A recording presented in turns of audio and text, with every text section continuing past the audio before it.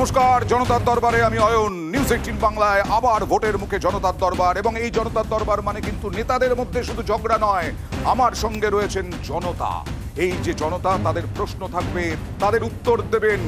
আমার সঙ্গে যারা রয়েছেন এখনো পর্যন্ত রাজনৈতিক নেতৃত্ব, তারা কারা কারা রয়েছেন একবার দেখে নেওয়া যাক। আমার সঙ্গে রয়েছেন রাজনৈতিক বিশ্লেষক সাংবাদিক সুমন ভট্টাচার্য। আমার সঙ্গে আছেন অধ্যাপক, যিনি তৃণমূল এবং বিজেপি উভয়ের বিরুদ্ধেই সরব, দেবাশিস সরকার। কংগ্রেস মুখপাত্র অভিষেক বন্দ্যোপাধ্যায় এবং বিজেপি মুখপাত্র রাজর্ষি লাহিড়ী। এবার যেটা বলছিলাম, এখানে শুধু নেতাদের ঝগড়া নয়, এখানে শুধু কথা কাটাকাটি নয়, জনতার প্রশ্ন থাকবে। আজকে প্রথম যে আমরা বিষয়ে আলোকপাত করব তা হলো দিলীপ ঘোষ। দিলীপ ঘোষ কোথাকার প্রার্থী? বর্ধমান দুর্গাপুরের প্রার্থী। সেই দিলীপ ঘোষ আছেন দিলীপেই। গতকাল থেকে প্রচার শুরু করেছেন। গতকাল সেরকম কিছু হয়নি। আজকে মুখ্যমন্ত্রী নিয়ে যে মন্তব্য করলেন তাতে তীব্র বিতর্ক দানা বাঁধল। ব্যাপক আক্রমণ তৃণমূলের এবং কমিশনের কাছে নালিশ জানালো তৃণমূল। কিন্তু দিলীপ ঘোষেই অনড় দিলীপ ঘোষ যা বলেছেন ঠিকই বলেছেন। দেখুন। দিদি গিয়ে গোয়াতে বলে আমি গোয়ার মেয়ে, ত্রিপুরায় আমি ত্রিপুরার মেয়ে। আমার বাপ তো ঠিক করুন, যাত্রার মেয়ে হওয়া ঠিক। দিলীপ ঘোষ বর্ধমান দুর্গাপুর লোকসভা আসনে বিজেপির প্রার্থী। ভোটের প্রচারে নেমেই আবারও নিজের ফর্মে ফের এমন মন্তব্য করলেন, জানিয়ে জোর বিতর্ক। এবার দিলীপ ঘোষের নিশানায় তৃণমূল নেত্রী, যার প্রতিবাদে কোমর বেঁধে ময়দানে নেমেছে তৃণমূল। ছি দিলীপ ঘোষ, ছি। এই রুচিহীন কথা এই আপনার আর বিজেপি নেতাদের মুখেই কুৎসিত কথাবার্তা মানায়। দিলীপ ঘোষ, আপনার পার্টি আপনাকে ঘাড় ধাক্কা দিয়ে, গলা ধাক্কা দিয়ে আপনার মেদিনীপুর থেকে তাড়িয়ে দিয়েছে। যারা দলবদলু বিজেপি, তারা গিয়ে আপনাদের কাছ থেকে কেড়ে নিচ্ছে। আপনি সেখানে কথা বলার ক্ষমতা নেই। মানসিক অবসাদ থেকে নিজের হতাশাটা মমতা বন্দ্যোপাধ্যায়কে গালাগালি করে তার বহিঃপ্রকাশ ঘটাচ্ছেন। कहीं पे निगाहें, कहीं पे निशाना। दिलीप घोष और भाजपा की मानसिकता रोज रोज उजागर हो रही है कि किस प्रकार से यह नारी शक्ति का अपमान करते हैं। दिलीप घोष के बारे में तो पहले भी पता है कि दुर्गा माँ का अपमान किया था, पूछा था कि उनका माँ बाप कौन है, मालूम नहीं। अब दीदी के बारे में इस तरीके से बात कर रहा है। तो यह मानसिकता जमींदार वालों, जो भारतीय जनता पार्टी की है, जो समझते हैं कि यही है, कोई दूसरा नहीं है। इनको कभी भी नारी को लेकर के इनके मन में सम्मान नहीं रहा। আমি ব্যক্তিগত আক্রমণ করিনি, আমি প্রশ্ন করেছি। আক্রমণ কোথায় করলাম? দিলীপ ঘোষকে কোন পিছনে দেখেছেন? দিলীপ ঘোষের দম আছে এইসব মিথ্যাবাদীদের প্রশ্ন করার। আর যারা চামচা করে চটি চাটে, তারা যেমন দিলীপ ঘোষের কথা নিয়ে কোনো কথা না বলে। দিলীপ ঘোষের বিরুদ্ধে নির্বাচন কমিশনেও নালিশ করেছে তৃণমূল। এ নিয়ে পূর্ব বর্ধমানের জেলা শাসকের থেকে রিপোর্ট চেয়ে পাঠিয়েছে কমিশন। এর আগে মা দুর্গার পিতৃ পরিচয়, সে বিষয়ে জিজ্ঞাসা করেছেন দিলীপ বাবু। এবারে আবার মাননীয় মুখ্যমন্ত্রীর প্রতি যে ভাষা ব্যবহার করেছেন, আমরা তীব্র প্রতিবাদ করছি। আমরা ইলেকশন কমিশন, তার কাছে আমরা একটা চিঠি দিয়েছি। ইলেকশন কমিশনে তারা যেতেই পারেন, ইলেকশন কমিশন আমাকে জিজ্ঞেস করে তার উত্তর দেবো। আমার মনে হয় কথাটাকে ওইভাবে বলেননি। আমি যতদূর শুনেছি উনি বলেছেন যে উনি বলেন কখনো বাংলার মেয়ে, কখনো বলে গোয়ার মেয়ে। স্বাভাবিকভাবে এই ধরনের, আমি যদি বারবার আমার স্ট্যান্ড চেঞ্জ করি, আপনি বাংলার মেয়ে থাকুন না কেন, আপনি বাংলার মেয়ে হলে পরে যে ভারতবর্ষের মেয়ে হতে পারবেন না এরকম তো নয়। কিন্তু সব জায়গায় গিয়ে বলা, বাংলায় গিয়ে বলা আমি বাংলার মেয়ে, গোয়ায় গিয়ে বলে আমি গোয়ার মেয়ে, আমার মনে হয় এই ধরনের স্ট্যান্ড চেঞ্জ করা উচিত।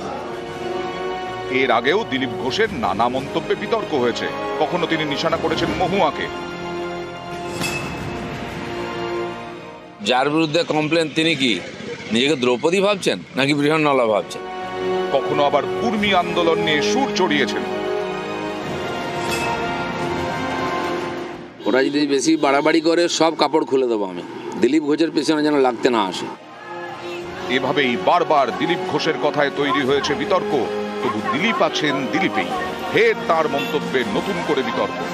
নিউজ 18 বাংলা। জনতার দরবার, আমি অ্যাঙ্কার।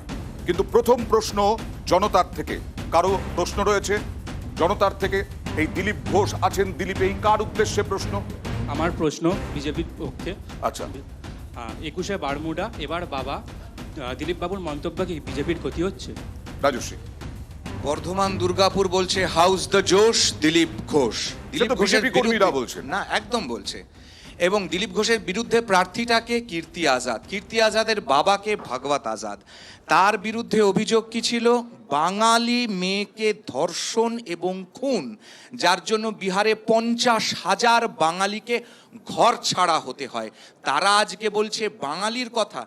আজকে মমতা বন্দ্যোপাধ্যায় বলুক না তাহলে পরে যে তিনি বাস্তবিক তিনি কোথাকার। কিন্তু এই কথা কি সমর্থন করছো? আমরা দিলীপ ঘোষের কথাকে সমর্থন করছো? মমতা যদি এই কথা বলেন যে উনি মণিপুরের, উনি কখনো গোয়ার, উনি কখনো ত্রিপুরার, উনি কোথাও মেঘালয়তে গিয়ে বলছেন কাকু, কোথাও গিয়ে বলছেন জেঠু, জনতা তো প্রশ্ন তাহলে করছে পরে- বাবা তুলে কথা বলা। না, তাহলে পরে এইটা প্রশ্নটা বাবা তুলে কথা বলা তো নয়, উনি কোথাকার, উনি ডমিসাইলটা কোথায়, প্রশ্নটা তো এটাই। কখনো মণিপুরের মেয়ে, কখনো গোয়ার মেয়ে, কখনো বাংলার মেয়ে, উনি তো বাঙালি। তার আমরা মানে তো তাই বিজেপি জানি। এখন যে অবস্থায় পড়েছে এসেছে, প্রদীপ্ত মুখোপাধ্যায় আমার সঙ্গে নতুন জয়েন করেছেন, তৃণমূল মুখপাত্র, প্রচ্ছন্ন সমর্থন রয়েছে বিজেপি। বিজেপির প্রচ্ছন্ন সমর্থন নয়, একদম প্রত্যক্ষ সমর্থন। যত বেশি বিজেপি মুখ খুলবে তত বেশি পরিষ্কার হয়ে যাবে যে সাধারণ মানুষের কথা এরা বলে না, এরা শুধুমাত্র পার্টির কথা বলে। এবং মমতা বন্দ্যোপাধ্যায়কে আজকে যে ভাষায় আক্রমণ করা হয়েছে, একদিকে একজন নারী নির্যাতিতা হয়েছেন বলে তাকে প্রধানমন্ত্রী ফোন করে বলছেন শক্তি স্বরূপা, আর এখানে বিজেপির নেতারা বসে কথা বলছে যে প্রমাণ করুক। তার মানে বোঝা যাচ্ছে যে এরা বিলকিস বানোর বাড়িতে যখন ওই মালা পরাতে যায়, বিরুদ্ধে যারা কেস হয়েছে তাদেরকে ছাড়া দেওয়া হয়, ছেড়ে দেওয়ার পরে যাদের মালা পরাতে যায় বিলকিস বানোর বাড়িতে ফোন যায় না। মুখ্যমন্ত্রীর আমি বিরুদ্ধে কি এরকম বলছি? মন্তব্য, আমি তো সেটাই বলছি যে একদিকে শক্তি স্বরূপা বলছেন, রেখা পাত্রকে শক্তি স্বরূপা বলে ফোন করছেন, আর একদিকে একজন মহিলা সম্পর্কে এরকম কথা বলছেন। দ্বিচারিতা চূড়ান্ত। দ্বিচারিতার প্রশ্ন করবে তৃণমূল, যারা হাঁসখালিতে তৃণমূলের নেতার ধর্ষণের পরে যে মেয়েটা প্রেগনেন্ট ছিল, মেয়েটার লাভ অ্যাফেয়ার ছিল, এই কথা বলতে চাইছে।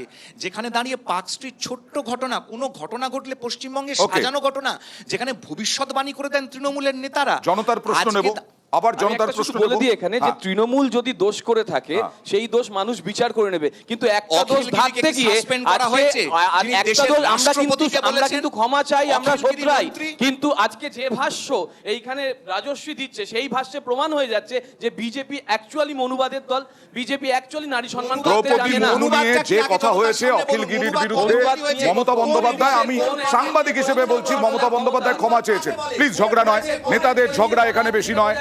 জনতার প্রশ্ন আছে আর এই নিয়ে, প্লিজ, কার উদ্দেশ্যে প্রশ্ন? আমি প্রশ্ন করতে চাই বিজেপিকে।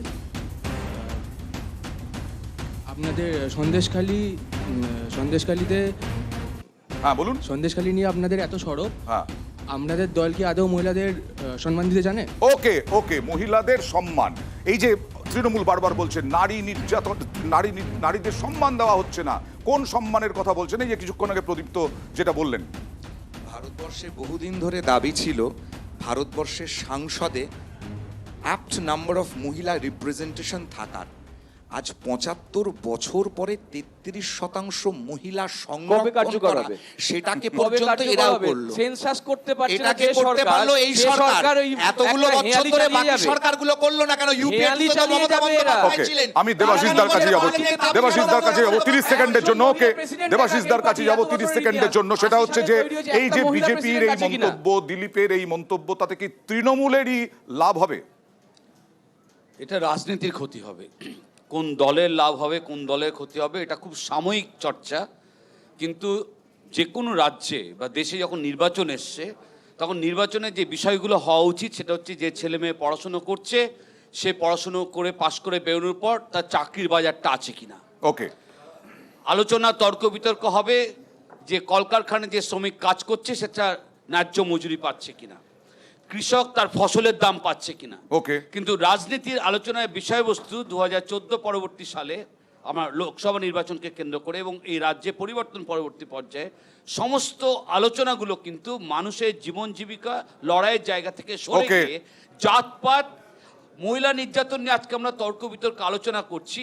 এখানে পশ্চিমবঙ্গে গত 1 দশকে মহিলা নির্যাতনের যে রেকর্ড তৈরি হয়েছে, আমি কোনো রকমভাবে দল বলছি না, পশ্চিমবঙ্গ বলছি, আবার পাশাপাশি বেশ। 2014 সালে লোকসভা নির্বাচনে ভারতীয় জনতা পার্টির নেতৃত্বে এনডিএ আসবার পর সারা ভারতবর্ষ জুড়ে আপনি বলছেন সুপ্রিম আলোচনা হওয়া কোর্টকে দরকার intervene করতে মানুষের হচ্ছে। সমস্যা নিয়ে, না, কিন্তু মানুষের সমস্যার থেকেও নেই, বেশি আমরা তো- ব্যক্তিগত আক্রমণ হয়ে যাচ্ছে। শুধু আমি আসবো ব্যক্তিগত দেবাশিস আক্রমণ দাস, না। সুমনদাও আছেন বারে এবং বারে এই তার সঙ্গে জায়গাটায় সঙ্গে রাজনীতির মূল আরো লড়াইটা বিষয় রয়েছে, আরো বিষয় আসার রয়েছে। দরকার দিলীপ আছেন, রয়েছে। দিলীপে এই নিয়ে তো থাকবোই। তার সঙ্গে সঙ্গে মহুয়া মৈত্র, যার বিরুদ্ধে সিবিআই গত কয়েকদিন আগে বাড়ি পর্যন্ত চলে গিয়েছিল সিবিআই অফিসারেরা করিমপুরের বাড়িতে, সেই সব নিয়েও আলোচনা করব। একটা ছোট্ট ব্রেকের সময় হয়ে গেছে, কোথাও থাকবেন না, থাকুন জনতার দরবার।